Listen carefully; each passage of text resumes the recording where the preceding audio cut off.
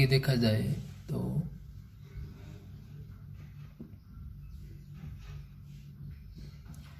ऊर्जा के गैर परंपरागत स्रोत। अब परंपरागत में तो पेट्रोलियम, कोयला, जल, प्राकृतिक गैस ये आ गया। अब गैर परंपरागत कौन सी है जिनका प्रयोग हम अभी शुरू किए है। ठीक है, पेट्रोलियम है, प्राकृतिक गैस है, कोयला है, इनके भंडार हमारे पास में हमें लग रहा है कि ये सीमित है, ये समाप्त होने वाले हैं। तो इसके बाद में हमने एक नए संसाधनों की खोज की है, उसे गैर परंपरागत स्रोतों में रखा जाएगा। जीवाश्म ईंधनों के बढ़ते उपयोग से ऊर्जा के गैर परंपरागत स्रोत का अभाव उत्पन्न हो रहा है, यानी जो परंपरागत स्रोत है वो समाप्त होते जा रहे हैं। जो हमारी कुछ सदियों से चले आ रहे हैं उनका समाप्त होने का डर है। अब हमने क्या किया, गैर परंपरागत स्रोतों को अपनाने की कोशिश कर रहे हैं। ऐसा अनुमान किया जाता है कि यदि वर्तमान दर से इनका उपयोग लगातार होता रहा तो इन ईंधनों के भंडार समाप्त हो जाएंगे। इसके अतिरिक्त इनका उपयोग पर्यावरणीय प्रदूषण भी पैदा करता है। अब जो परंपरागत स्रोत है उनसे पर्यावरण प्रदूषण भी पैदा होता है, इसीलिए गैर परंपरागत स्रोत जैसे ऊर्जा, सौर ऊर्जा, सूर्य के प्रकाश से जो ऊर्जा प्राप्त होती है, पवन ऊर्जा, हवा चलती है तेज गति से तो वहाँ पवन चक्कियाँ लगाकर उनसे ऊर्जा प्राप्त की जाती है। ज्वारीय ऊर्जा, समुद्र में पानी ऊपर उठता है और नीचे गिरता है, उसे ज्वार भाटा कहा जाता है। जब ऊपर पानी उठता है तो एक पावर होती है, एक शक्ति होती है, जब नीचे गिरता है तो भाटा, यानी जब नीचे और ऊपर जल होता है तो वहाँ से भी ऊर्जा प्राप्त की जाती है, जो कि नवीकरणीय है। नवीकरणीय करता है दोबारा प्राप्त की जा सकती है, जल्दी से के उपयोग की आवश्यकता है। तो इस प्रकार हमें इस प्रकार की ऊर्जा की आवश्यकता है जो दोबारा प्राप्त है आसानी से हमें हो जाए। तो ये अब तीनों इसमें उदाहरण दिए। सौर ऊर्जा, सुबह सूरज शाम तक ऊर्जा देता रहेगा, जितनी मर्जी ऊर्जा आप इकट्ठी कर सकते हो। पवन ऊर्जा, हवाएं चल रही है कुछ क्षेत्रों में तेज तो वहाँ। उसके बाद में ज्वारीय ऊर्जा, समुद्र का जल ऊपर और नीचे होता रहता है, ठीक है, चंद्रमा की आकर्षण शक्ति के कारण। तो इस प्रकार ये भंडार हमारे पास में पर्याप्त मात्रा में और इनका कोई नापतोल नहीं है, तो हम इनसे ऊर्जा प्राप्त करके उन संसाधनों को बचा सकते हैं। आगे है सौर ऊर्जा। सूर्य की ऊष्मा और प्रकाश ऊर्जा हमारे द्वारा प्रतिदिन अनुभव की जा सकती है। सूर्य से प्राप्त सौर ऊर्जा सौर सेलों से विद्युत उत्पन्न करने के लिए प्रयोग की जा सकती है। जो सूर्य से हम ऊर्जा प्राप्त करते हैं उसको बहुत सारे कार्यों में प्रयोग कर सकते हैं। इनमें से कई सेलों को सौर पैनलों से तापन व प्रकाशन के लिए शक्ति उत्पन्न करने के लिए जोड़ा जाता है। धूप की प्रचुरता वाले उष्णकटिबंधीय देशों के लिए सौर ऊर्जा के उपयोग की प्रौद्योगिकी बहुत लाभदायक है, यानी जिन देशों के अंदर सूर्य है वो सारा वर्ष सीधा चमकता है, उन देशों में सौर ऊर्जा बहुत ही महत्वपूर्ण है।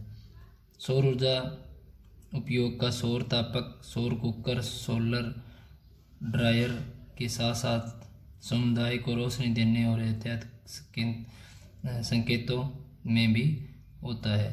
तो आपने देखा होगा बहुत सारे हमारे जो कुकर है, सोलर ड्रायर है, यानी जो हमारे रसोई में प्रयोग करने वाले या घरों में प्रयोग करने वाले या हमारे रोशनी प्रकाश देने वाले सड़कों पर गलियों में, इस प्रकार की बहुत सारी सौर ऊर्जा से संबंधित हमने लगा रखे हैं सौर पैनल। आगे है पवन ऊर्जा। पवन ऊर्जा एक असमाप्य, कभी समाप्त न होने वाली असमाप्य, ठीक है, स्रोत है। पवन चक्कियों का उपयोग अनाजों को पीसने, चक्की होते हैं ना हमारे अनाज पीसने वाले, आटा, और जल निकालने के लिए चिरकाल से चला आ रहा है, लंबे समय से। चिरकाल मतलब बहुत लंबे समय से प्रयोग कर रहे हैं। वर्तमान पवन चक्कियों में तीव्र गति से चलती हवाएं पवन चक्की को घुमाती है, जो विद्युत उत्पादन करने के लिए जनरेटर से जुड़ी होती है। पवन चक्कियों के समन्वय से युक्त पवन फार्म तटीय क्षेत्रों और पर्वतीय घाटियों में जहाँ प्रबल और लगातार हवाएं चलती है वहाँ स्थित है। पवन farm Netherland, Germany, Denmark, UK, USA तथा स्पेन में पाए जाते हैं, जो पवन ऊर्जा उत्पादन करने में उल्लेखनीय है। तो इस प्रकार देखा जाए तो भारत के अंदर भी, गुजरात के अंदर पवन ऊर्जा है वो प्राप्त की जाती है और इनसे बहुत सारा काम लिया जाता है। आगे है परमाणु ऊर्जा।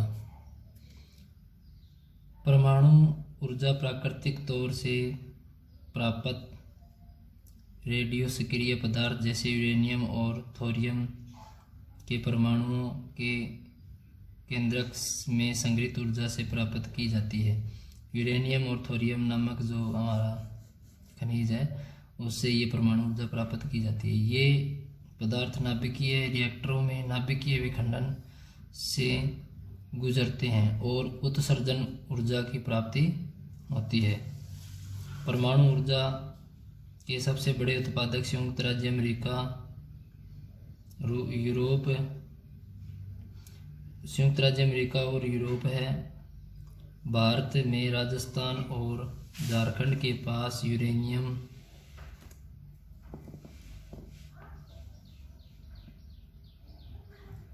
के विशाल निक्षेप है। थोरियम विशाल मात्रा में केरल के मोनोजाइट बालू में पाए जाते हैं। तो राजस्थान और झारखंड में भी थोरियम और यूरेनियम नामक ये हमारे खनिज तत्व जो पाए जाते हैं, इनसे ऊर्जा प्राप्त की जाती है। भारत में स्थित परमाणु ऊर्जा के केंद्र तमिलनाडु में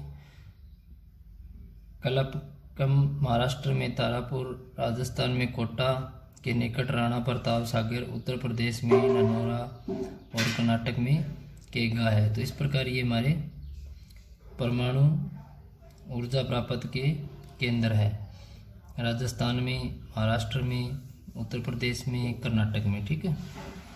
भूतापीय ऊर्जा।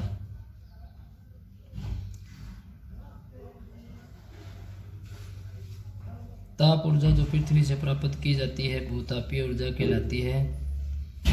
पृथ्वी के अंदर गहराई बढ़ने के साथ तापमान में लगातार वृद्धि होती जाती है। कभी कभी यह तापमान ऊर्जा भू सतह पर गर्म जल के झरनों के रूप में प्रकट हो सकती है। यानी धरातल के नीचे मान लीजिए परत है, यहाँ से जल भरा हुआ है, यहाँ जो परत है ये गर्म होती है, ये जल को उबाले रखती है। ठीक है। तो बहुत सारे झरने, बहुत सारी झील है इस प्रकार की जहाँ पर गर्म जल पाया जाता है, वहाँ से ऊर्जा प्राप्त की जाती है। कभी कभी यह तापमान ऊर्जा भू सतह पर गर्म जल के झरनों के रूप में प्रकट हो सकती है। यह ताप ऊर्जा शक्ति उत्पादन करने में प्रयुक्त की जा सकती है। वर्षा से गर्म जल के स्रोत के रूप में भूतापीय ऊर्जा, खाना बनाने, अब इनसे जो ऊर्जा प्राप्त की जाती है उसको हम घरों में, रसोई में खाना बनाने, उष्मा यानी रोशनी करने के लिए,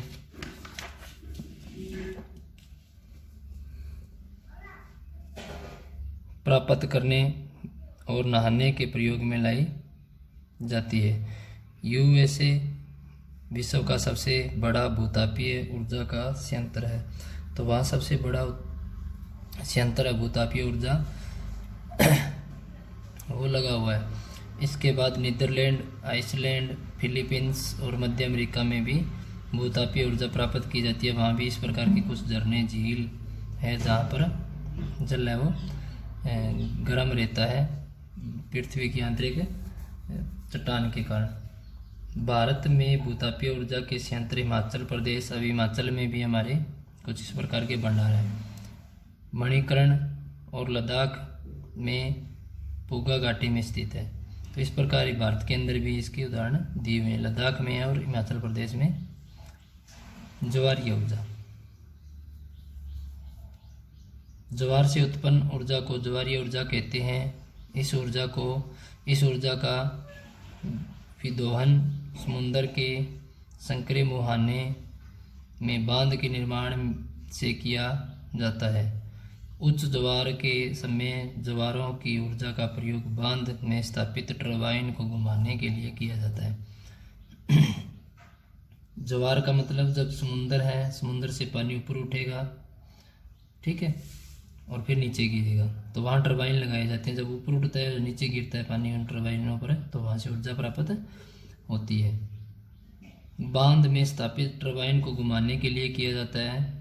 रूस, फ्रांस और भारत में स्वस्थ कच्छ की खाड़ी में विशाल ज्वारीय मील के क्षेत्र हैं।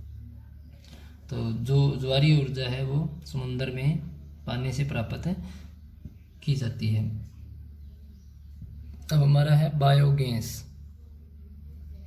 जैविक अपशिष्ट, गले सड़े पत्ते, गोबर, जीवों के अवशेष, ठीक है, अवशेष या बचा हुआ, जैसे मृत पौधे, जीव जंतुओं के अवशेष, पशुओं का गोबर, रसोई के अपशिष्ट, रसोई में जो सब्जी है, रोटी है, ठीक है, या कोई भी सामान बच गया है वो अपशिष्ट, जो अपशिष्ट को गैस या ईंधन में बदला जा सकता है, इसे बायोगैस कहते हैं। जैविक अपशिष्ट बैक्टीरिया द्वारा, छोटे छोटे जीव होते हैं, बायोगैस संयंत्र में अपघटित विखंडन या अलग अलग होना, यानी इन संसाधन, इन पदार्थों को इकट्ठा किया जाता है, फिर उनमें उनसे जो गैस है वो प्राप्त की जा सकती है।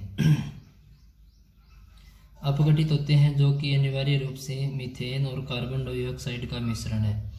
बायोगैस खाना पकाने, विद्युत उत्पादन का सर्वोत्तम ईंधन है और इससे प्रति वर्ष बड़ी मात्रा में जैव खाद का उत्पादन होता है।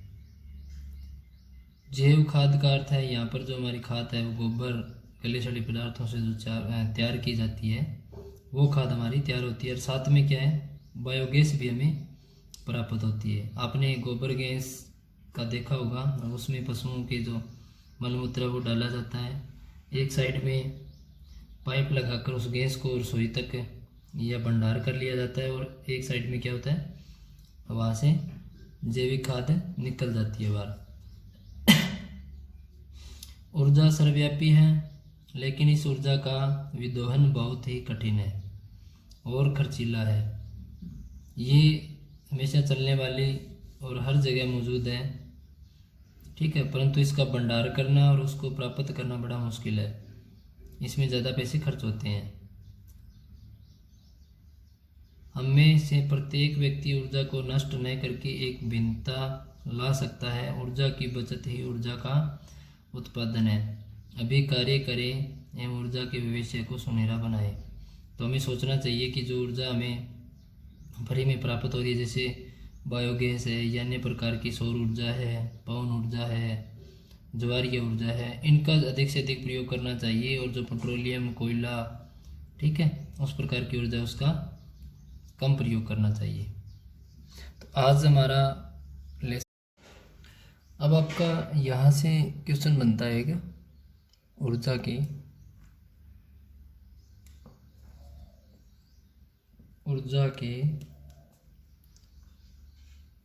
गैर परंपरागत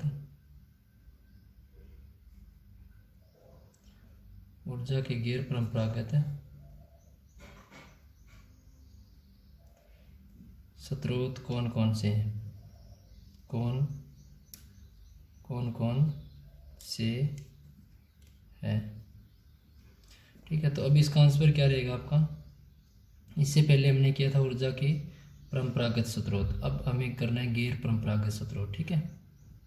तो आंसर आपका रहेगा जीवाश्म ईंधनों के बढ़ते उपयोग से, ठीक है, यहाँ से लेकर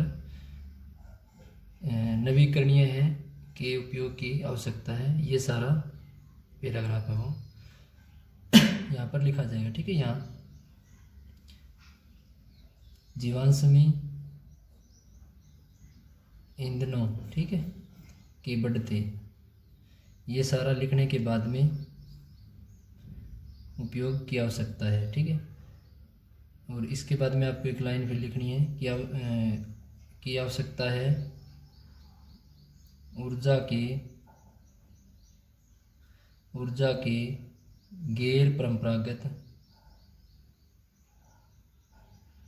ऊर्जा के गैर परंपरागत स्रोत निम्न प्रकार से है, निम्न प्रकार से है। अब आपको नीचे 1 नंबर में डालना है, ठीक है। 1 नंबर में आपको क्या डालना है, सौर ऊर्जा, ठीक है।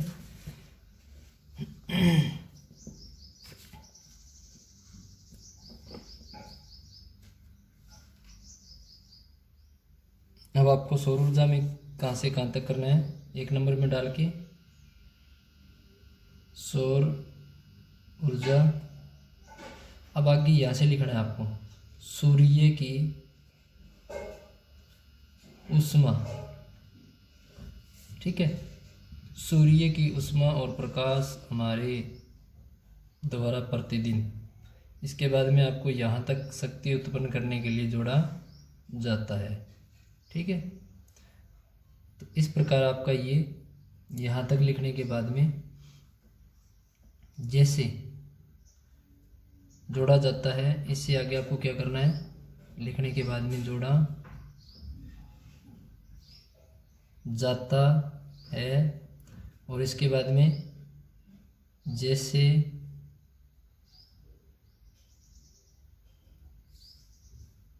सौर कुकर,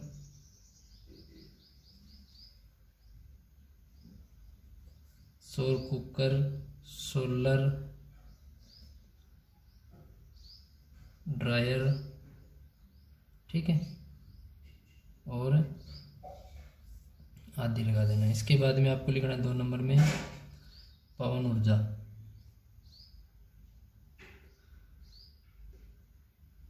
पवन ऊर्जा है वो आपको पवन ऊर्जा का एक असमापीय स्रोत है, यानी पवन ऊर्जा कभी समाप्त न होने वाली ऊर्जा है, ठीक है। ये लाइन आप इसमें लिख सकते हो।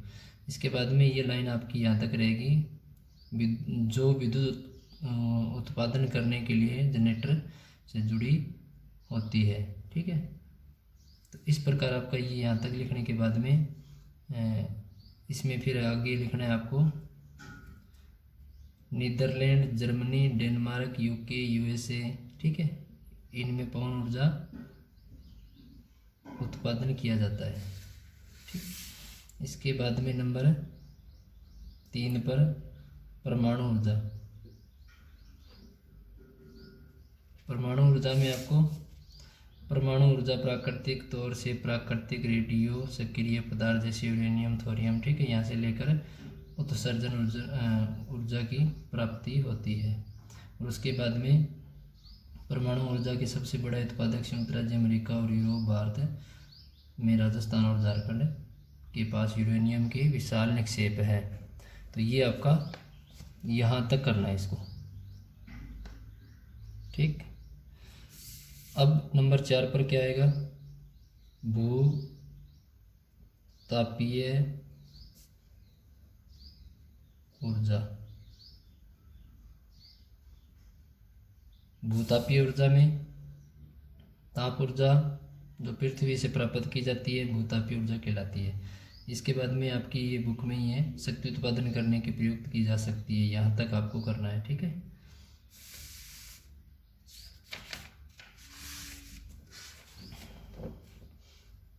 इसके बाद में ये लाइन आपको इसमें जोड़नी है, भारत में भूतापीय ऊर्जा के संयंत्र हिमाचल प्रदेश, मणिकर्ण और लद्दाख में पूगा घाटी में स्थित है। तो ये लाइन आपको फिर यहाँ से उसमें जोड़ देनी है। उसके बाद में ज्वारीय 5 नंबर पर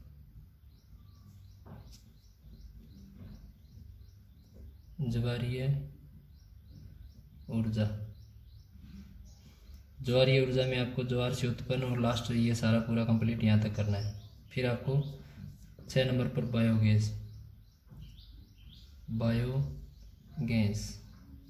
बायोगैस में फिर आपको क्या करना है, जैविक अपशिष्ट से लेकर इसे बायोगैस कहते हैं, यहाँ तक हो गया, ठीक है।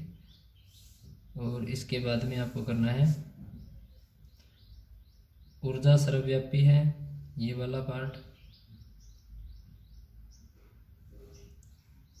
और इनका बहुत ही विदोहन बहुत ही कठिन और खर्चीला है। हम में से प्रत्येक व्यक्ति ऊर्जा को नष्ट न करके एक विभिन्नता ला सकता है। ऊर्जा की बचत ही ऊर्जा उत्पादन है।